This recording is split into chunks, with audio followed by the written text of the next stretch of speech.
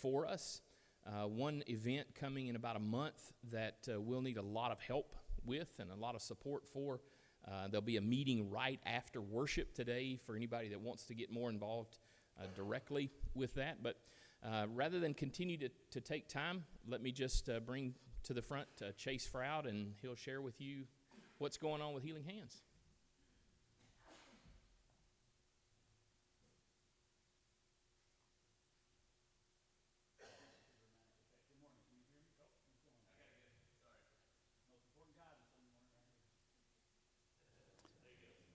All right.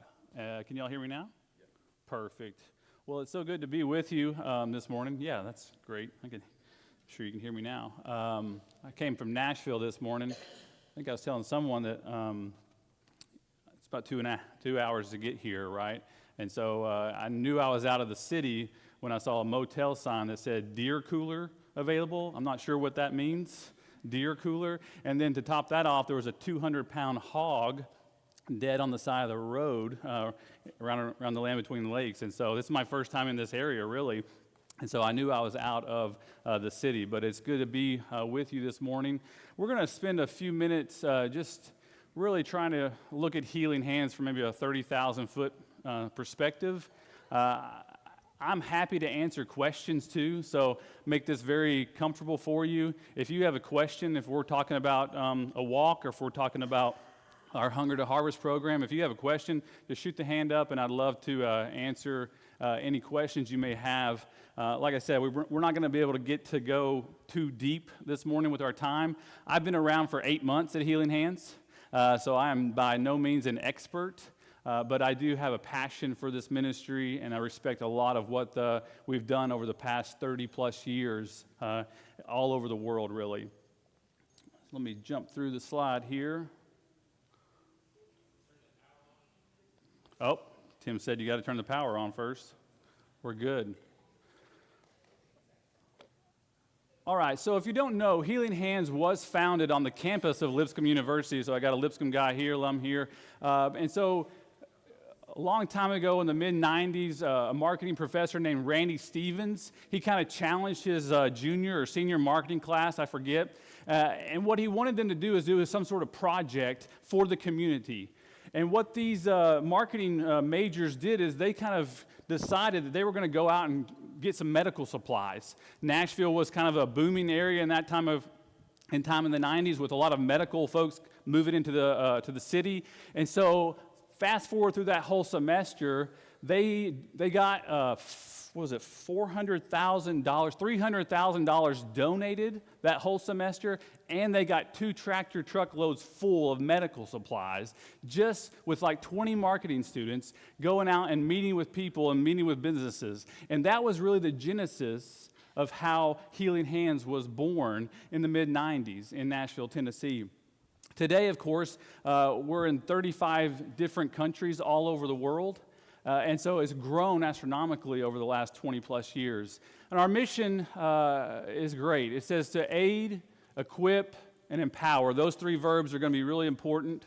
Those in need around the world in the name of Jesus Christ, so that they may experience God's healing grace. I love that statement. There's a lot there. We know that sometimes people need aid. Sometimes disasters happen and we respond. That's why we have a disaster response, and we do that through disaster response. Sometimes people need equipping. We're going to talk about that. And sometimes, of course, people always need to be empowered. And so we do that through a couple different initiatives. You see there, Clean Water. We're going to talk about that. We're going to talk about Hunger to Harvest, Women of Hope, the Magi Project, and disaster response. And so some of these may be familiar to you as a church, but if you have a question about any of these while we're talking, love to answer those as well.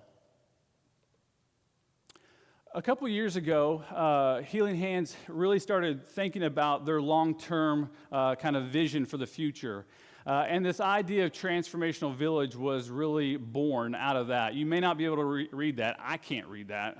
We need to change that. I'm sorry. We'll change that later. But what I want you to see is the very bottom sentence.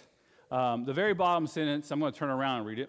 We have witnessed time and again that by bringing together multiple HHI programs in one village in an effective order over time, deeper impact is possible.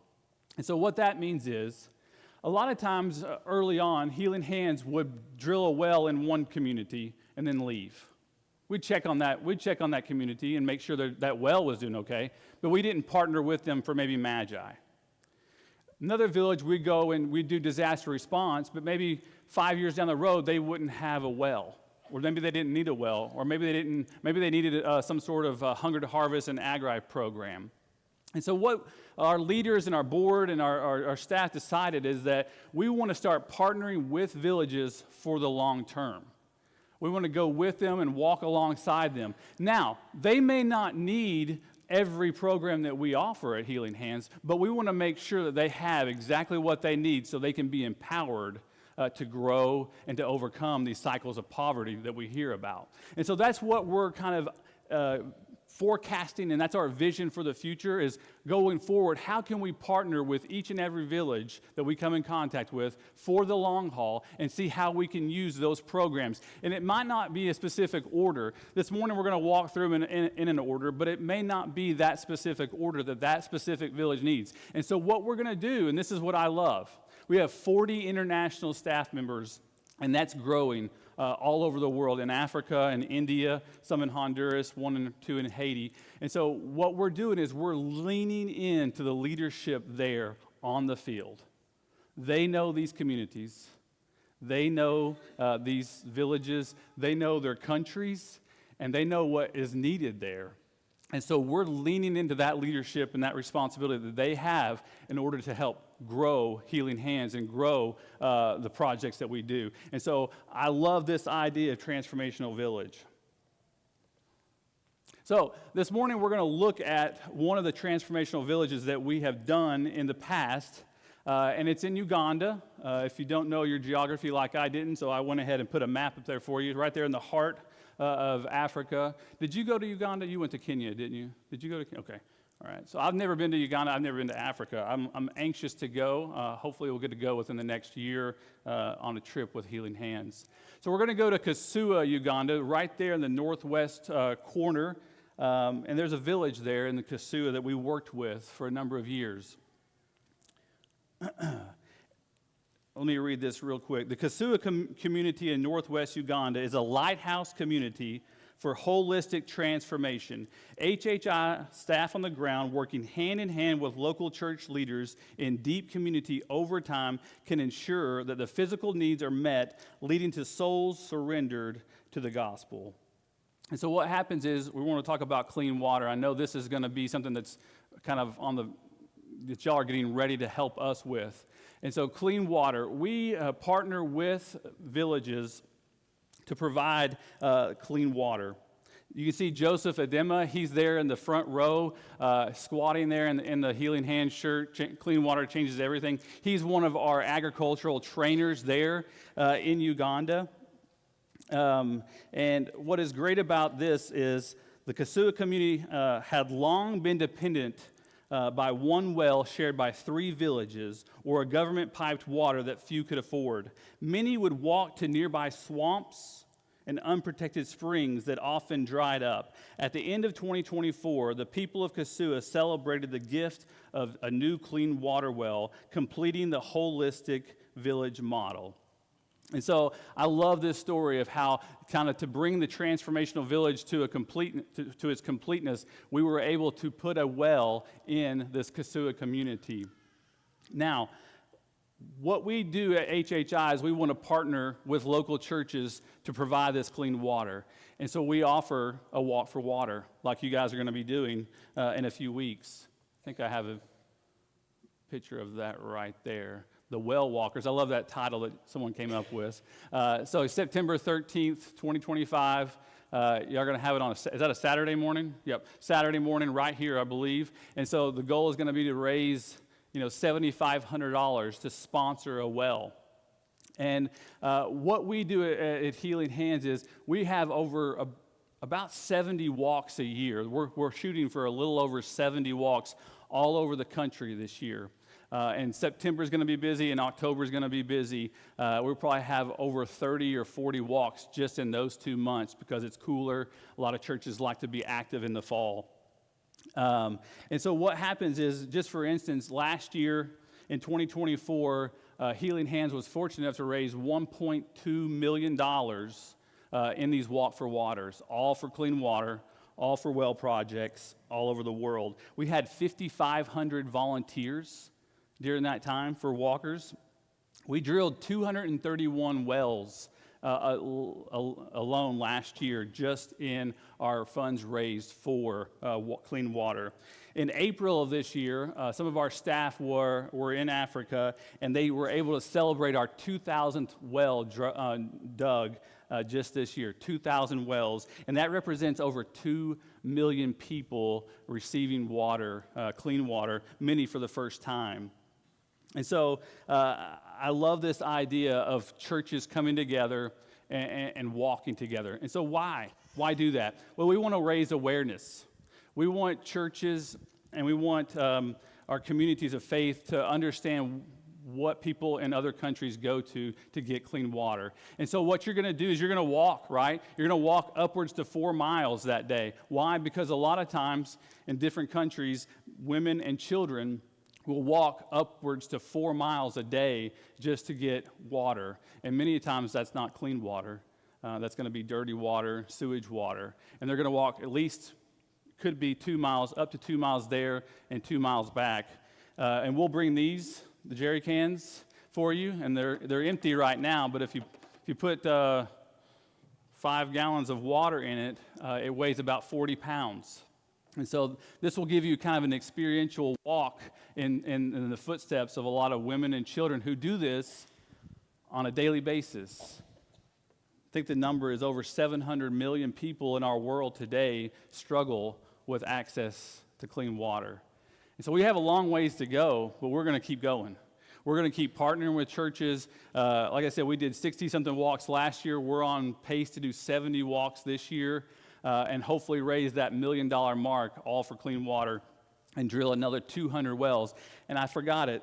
Y'all may have one. I guess y'all don't have one. I forgot it this morning. I was going to bring a booklet. What we do is, once a church reaches that goal of $7,500, there's a well booklet that we'll send back to you in about 6 to 8 months once that well is finished. We'll have the coordinates for you. We'll have the village name for you, and there'll be pictures of that well being dug and drilled, and you'll have that, and you can put it somewhere here in the foyer for your church to know that this is where y'all's money went to for that well. We usually give each congregation, each individuals who donated $7,500 that booklet. We usually give 2 out. Now, if you don't reach that goal of $7,500, it's okay because there's a lot of wells. We have 2,000 now that we've kind of worked in and worked around and helped build and drill.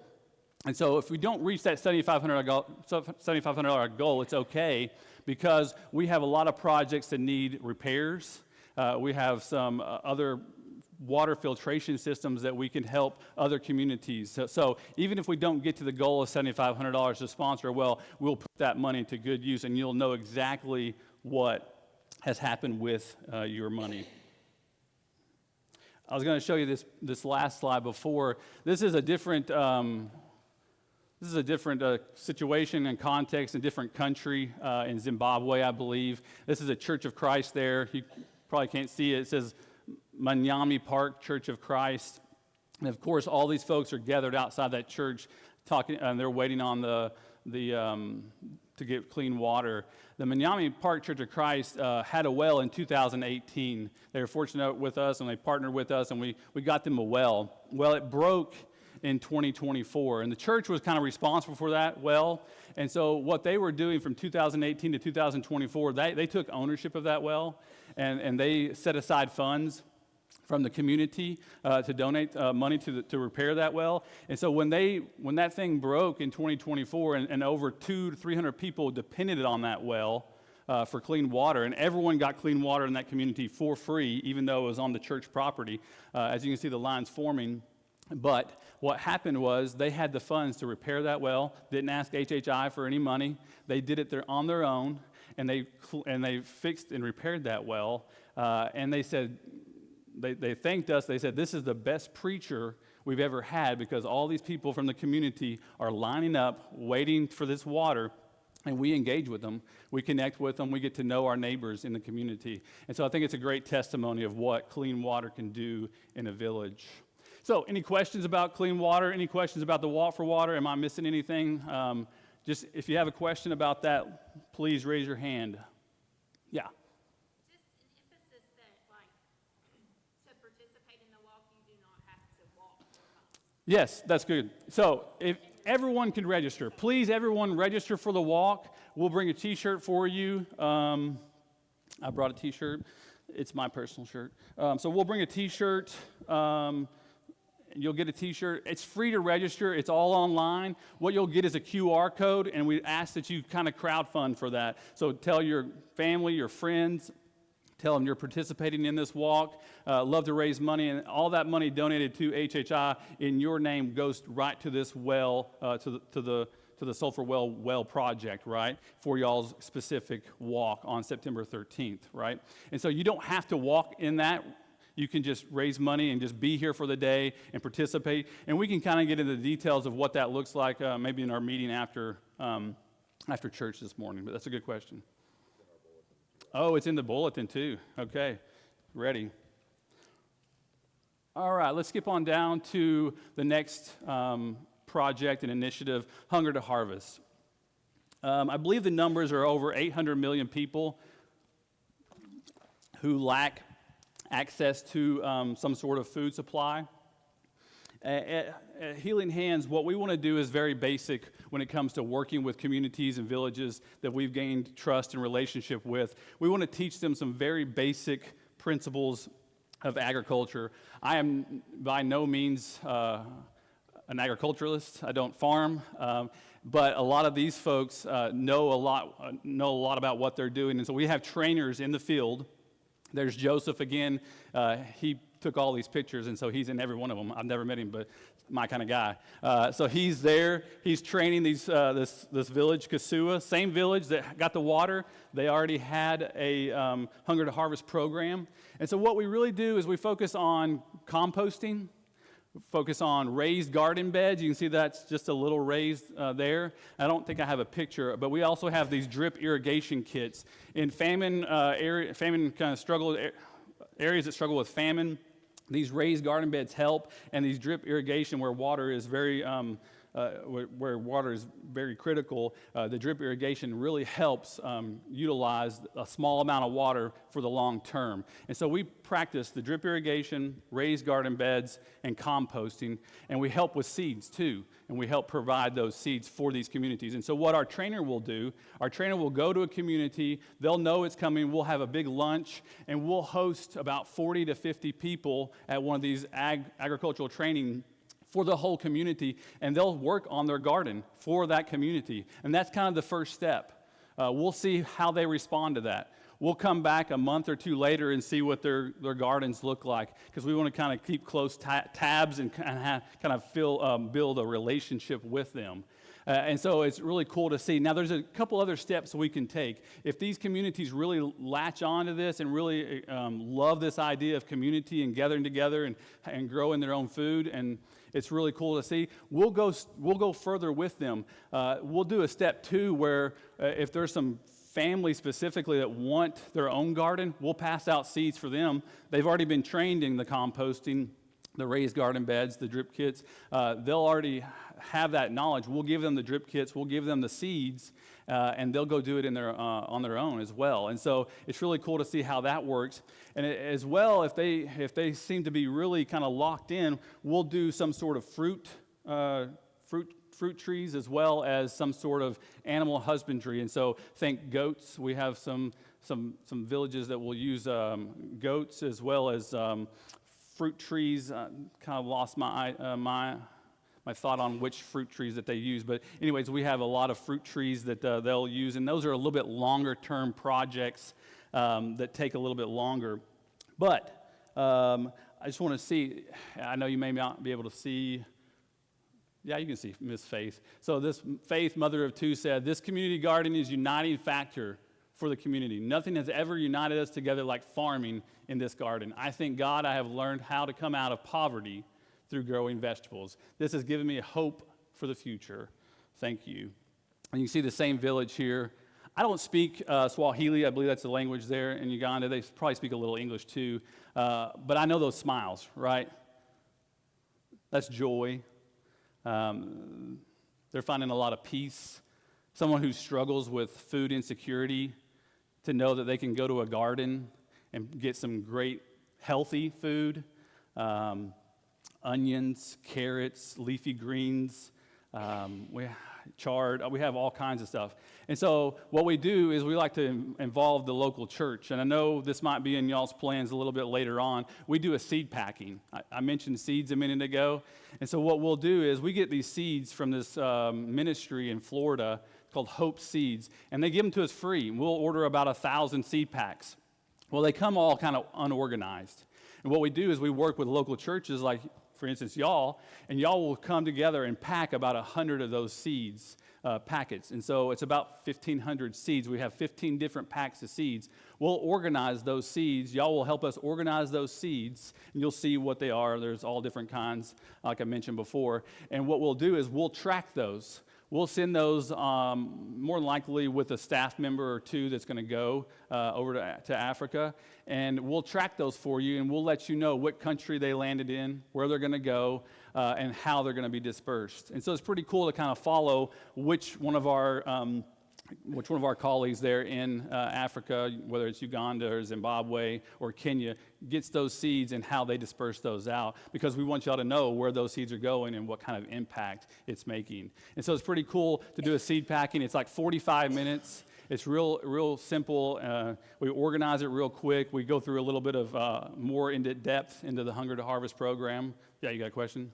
Is this the vegetables and stuff that they raise just for sustaining their village, or they use it for potential profit? Both. Yeah, Bart's asking about do they use this for food only or for profit? They use it for both. And so a lot of times the community gardens, if they're big enough, they can share in the selling of that, but a lot of times it's just for their consumption. But if they have their own personal garden, what they will do is they will sell those in the local economy and the markets there and raise money for school supplies, kids going to school, and tuition and stuff like that. So great question, but this is also a great avenue for them to be lifted out of poverty as well through financial means.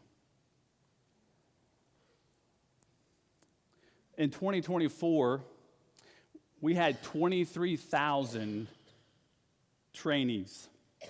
They came to these Hunger to Harvest events.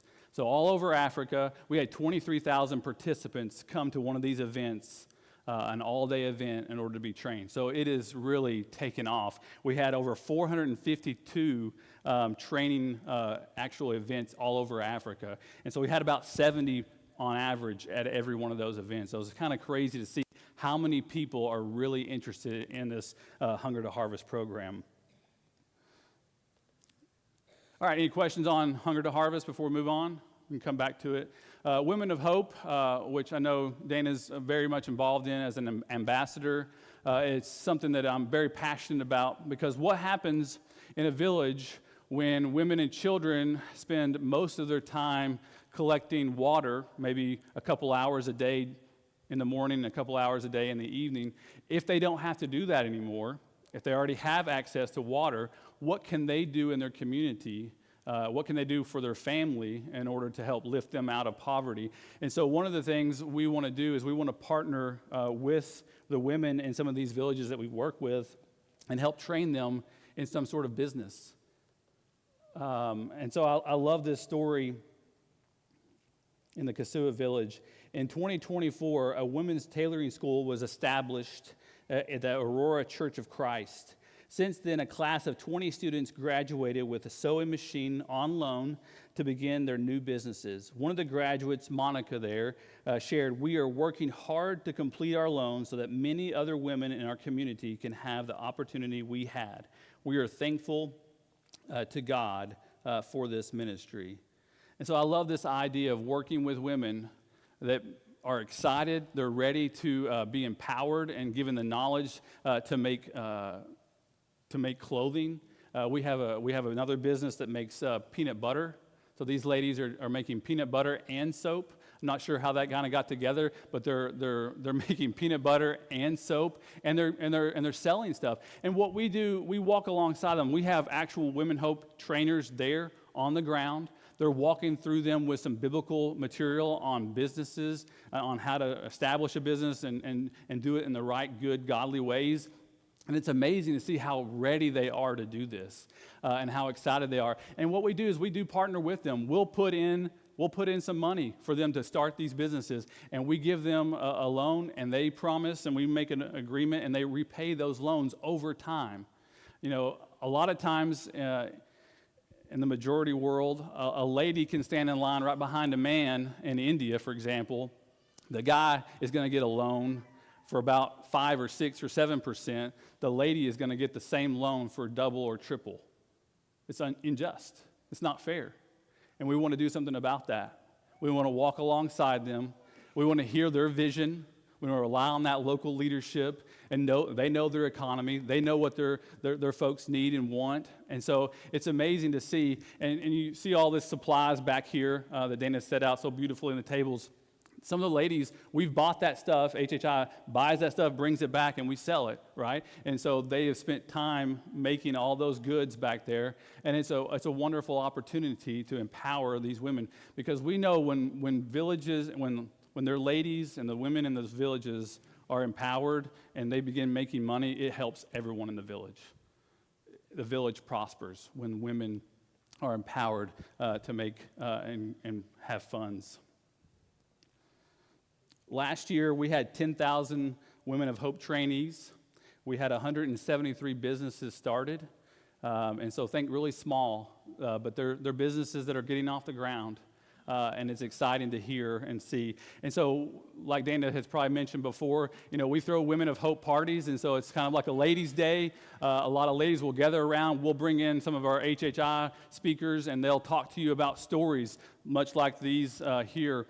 They'll go in depth and tell you of great impact stories of what God is doing through these Women of Hope programs. And it's great to see. You can kind of make it however you want to. You can have food and you can talk about it, and we'll have speakers, and we'll have all of our supplies on hand for you to actually purchase some of these goods. So it's a great time to learn more about the Women of Hope. This is in Malawi. Over 20 women gathered to learn life-changing skills making peanut butter and soap. The program fits beautifully with the goal of the Women of Hope program, empowering women around the world through education, business training, and microfinance. These trades that were taught to the women in the Tombolombo community will help them break the cycle of poverty for themselves and their children. Yeah. Any questions on Women of Hope? Did I forget anything? No? Good? All right, Magi Project. We got about 10 or so minutes, right? 9:40. So this might be a little bit more familiar to you with the Magi Project. It was started in Romania a long time ago. We knew some missionaries. HHI had some contacts, and they had some missionaries there. And there was a lot of children in the hospital at that time, and they needed some extra supplies. And so that's where it kind of started. That was its beginning, its genesis. And it's grown now. Last year, we sent out 27,000 boxes for Magi. We get churches that will go crazy and do 2,000 or 3,000. But I love it when we get ladies, three or four ladies will come this past spring. They came with 30 boxes, and they were so excited to give those 30 boxes. Loved it. And so we hosted them. We had a big meeting. We had a thank you dinner for them. And so it's great to see people kind of getting really involved. I was in Gleason, Tennessee a couple months ago, and they do this like every Wednesday night. They'll do about 300 boxes, and all the kids get together every Wednesday night or so and pack these boxes. We do sponsor a box in Africa, and we also do, of course, we send out a lot of regular boxes all over Honduras, the Dominican Republic, the Texas-Mexico border. And so these boxes literally go everywhere. In Kasua, we did a sponsor a box, as you can see there. What was Joseph says, the Magi brings parents and children closer to God. Parents who have not had time or opportunity to listen to the message of salvation follow up with their children, where their children have been shown love through a Magi gift. They get the opportunity of listening to the word and also experiencing God's love. And so a lot of these folks that receive these boxes are probably in the outside our walls, which is great. We love that. And so it's an opportunity just to connect with them, to love on the community. A lot of the supplies in here, as you probably are very well familiar with, are going to be for education purposes. Everyone knows that school is expensive. Can I get a witness, right? School just started, right? Supplies cost money. And so just think in a majority world, developing world, supplies, tuition, all that added on to families, just the notebooks, the pencils, the paper, just everything that's needed for starting school, clothes, underwear, all go into this box. And I know y'all are doing August 27th, right? That's coming up soon. I think I have it. No, I didn't put that in there. But August 27th, I know y'all are doing a church-wide packing event, which I love. Some churches do it different. They do it on Wednesday nights throughout the year. Other churches do it individually. You take one home with your family and y'all pack it together. I think that's great. But I love it when churches come together. The supplies are already bought, or y'all bring the supplies yourselves, and y'all pack them together. Y'all are putting the supplies in. You know, the youth group's doing one over here, the kids ministry's doing one over here, the adults are doing it, or y'all doing it all together, whatever. I just love that opportunity for y'all to serve together. And y'all are doing this on August 27th, a couple Wednesday nights from now. The church has already provided everything, right? So y'all have 100 boxes that are already provided. We got the boxes ready. So what they're asking for y'all to do is just to make the donations. It probably costs anywhere between $30 to $50 a box to put all the supplies in there. And on top of that, it's $8 to ship it. We get a pretty good rate because we ship so many boxes around the world. And so $8 to ship those. And that's what they're asking y'all to do here, the leadership is. And so I'm excited to hear about how that went from Dana and Tim. But I know that's going to be a good time. And we appreciate y'all's partnership with that. The last thing I want to touch on is disaster response. And so, of course, we don't plan for disasters, but disasters happen. We want to partner with villages with clean water, with agricultural products. We want to empower women with Women of Hope, and we want to surround the kids with educational supplies and gifts. But we also want to partner with villages that sometimes have a disaster. We know of lots of disasters that are happening right now, ongoing in the world, whether it's Gaza, whether it's Ukraine, whether it's Myanmar and recovery efforts from the earthquake. All these, there's hundreds of other disasters that we can be aware of and know just with our world today. And so when we partner with communities like Kasua, we'll help them. We'll provide them with relief through some of our different connections, churches, and agencies in the country. And we'll give them food and water to sustain them for multiple weeks and months, just because we know that when disaster hits, the first thing they need is aid. They need food. They don't need to know where their next meal is coming from. They can have that assurance. And we want to walk alongside people who are struggling and going through that. And so we do have a disaster response and recovery ministry and program. And so what we do, like right now, we're doing some donation drives. We're gearing up for a shipment to go to Ukraine right now. We have an Amazon link somewhere that you can buy stuff and send it directly to Healing Hands headquarters, and we'll put that on our Ukraine shipment, and it'll get over to Ukraine in the next few weeks or months. Not sure how long that takes, but we do that. We're also doing another donation drive here pretty soon. The country I'm forgetting, but so we do donation drives periodically throughout the year when a disaster response. All of our disasters are going to be internationally focused. We know, of course, the Church of Christ Disaster Relief does a lot for us here on the state side. We only focus on those that are international. Last but not least, a couple other slides, but we do have volunteer days at Healing Hands. It's kind of a far drive for probably most of you here, but we do rely on volunteers. We'll have volunteers that will check almost every single one of these Magi boxes that come through our doors.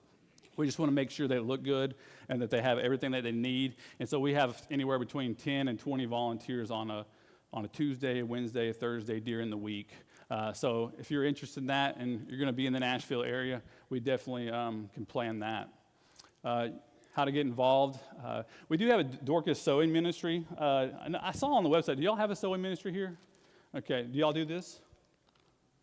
Yeah, somewhat? Okay. So if you haven't heard of the Dorcas Sewing Ministry, we have some great patterns here that we help with dresses for girls. We have diaper bags, I believe, feminine hygiene products that you can kind of sew for. And so it's really cool to see this ministry. And I've been into different churches. I've taken pictures of their sewing rooms, and they have like 4 or 5 sewing machines, and they've been sewing throughout the whole year. It's pretty cool to see.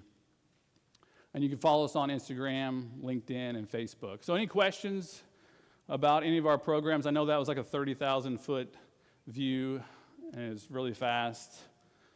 Any questions right now? Okay. Well, let's say a prayer as we close, and just thank you for the time this morning. Father God, we are indeed grateful for the day. We're grateful for your presence with us. God, we're thankful for this church. We're thankful for this community here. God, bless us as we assemble this morning. God, thank you for the opportunity to worship and to honor you with our voices, with our hearts, God. Remember us, God. We thank you for your love for us and how you are always faithful to us. God, thank you for the partnership that we have with HHI. God, thank you for the work that Sulphur does with Healing Hands. And I just pray your blessings to be upon this church and this community as they look to be involved with Healing Hands. God, thank you for this time. It's through Christ we pray. Amen.